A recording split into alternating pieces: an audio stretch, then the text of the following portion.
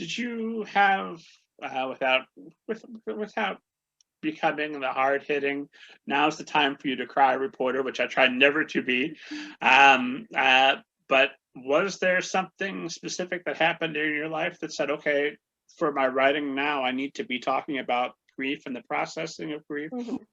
What triggers you to focus on that? Yeah, absolutely. I think that Clues isn't directly inspired by my life, and so the things that happen to my main characters are different that happen than the events that happen to me. But I mean, the previous winter, I'd actually lost my grandmother, and that was my own process of grief that I had to kind of work my way through. And that's actually something that's influencing the book that I'm writing, the middle grade book that I'm writing right now after Clues. And so it's just, I think, in terms of kind of grief and friendship, I remember those feelings as a kid. Like, I remember the feeling of finding your best friend. I remember the feeling of kind of wondering about like the big questions. I did science fair as an eighth grader, and so it's very much like from my own experiences, and kind of with the tougher topics. I think I tried to. They weren't directly based on my life, but I did try to approach it with kind of the sensitivity that I hoped would come across, because I knew it was a really sensitive subject and I knew it was tough, but I hope that I handled it in a manner that kind of resonated with readers and felt true. That resonated with me. I've got all kinds of questions for you specifically about how to be responsible when you're talking about grief with middle grade. I want to talk about the characters. I want to talk about voice. But before we do any of that, for a poor esteemed audience who hasn't had the privilege of just reading your book, what esteemed audience, publicists don't send you free books? Oh, it's so great. You should definitely get on this free book train. If you would, I never summarize other people's biographies or other people's books. It's my policy, because I want to be friends with all the writers that I talk to, and that's a good way to make sure we stay that way. So if you would, tell esteemed audience kind of an overview of Clues to the Universe, so they know what to expect as they're pre-ordering just buying their copies. It's available now, just buying their copies while they're listening to us. Yeah, exactly. It's a real book form now.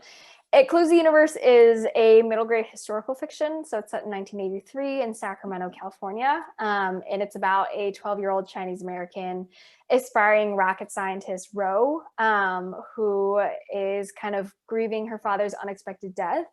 And she becomes unlikely friends with this really shy artist named Benji. And together they kind of set out to help build Ro's model rocket for the science fair, and to also search for Benji's long lost father through a trail of his space comic books.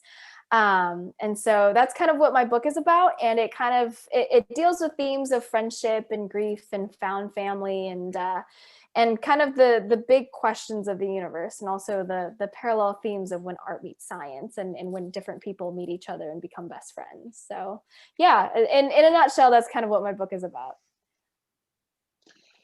Who's the ideal reader for this story?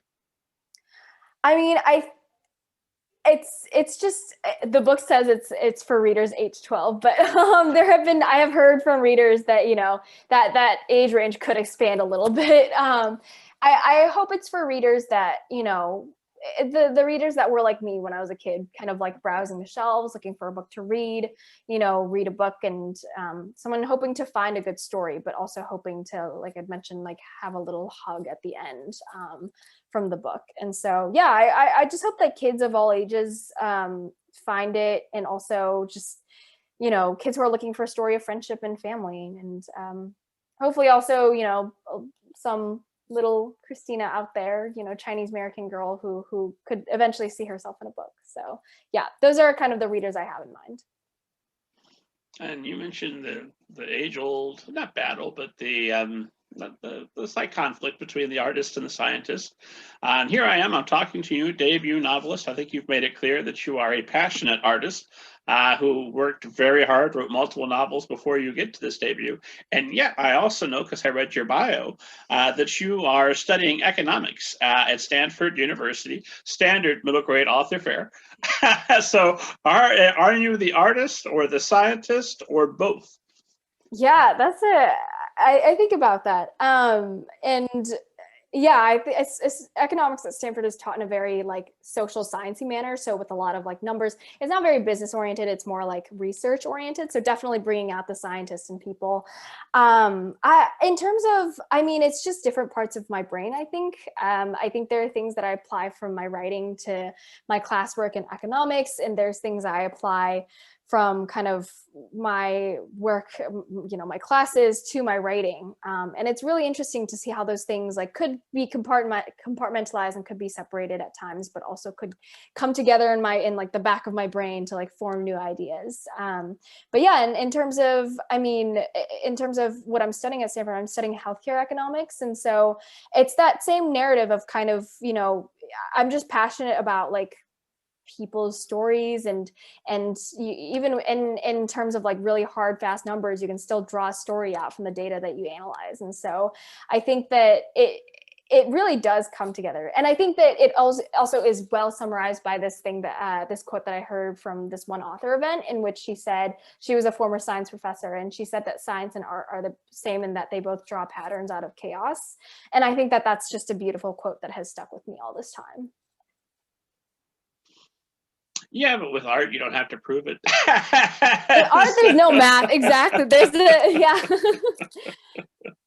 yeah. I will admit I'm not the a big fan of math, so there's that too.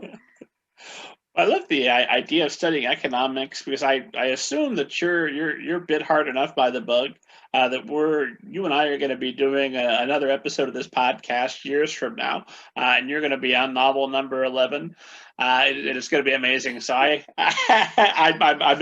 just going to go ahead and pre-assume great things for you. But I love this idea of studying economics. I have a bit of a background in finance, and it was so helpful for me as a writer, because if I sit down, I'm a psychiatrist, I said, well, tell me about your particular issues. And then I go and I use that as the basis for a character. I'm a monster.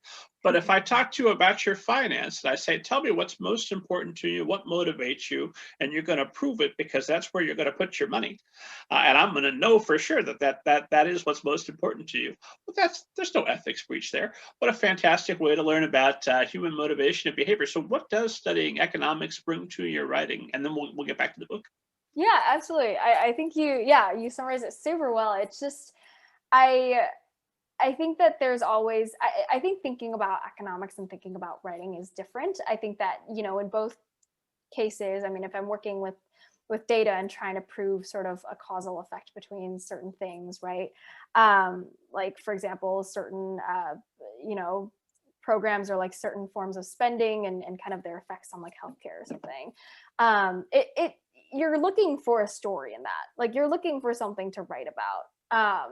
But it's very like on the paper, very kind of you lay all your cards out. Writing, it's actually very different, and that's kind of where the two different brains go off, because writing is kind of like revealing a secret. You don't really show all your cards at the beginning. You don't really sit your reader down and tell them like, this is what the story is about. You have them find it out for themselves. And so I think that in both cases, like studying economics and studying writing, it is all about storytelling. I think it's just telling the story in kind of different formats and in different ways.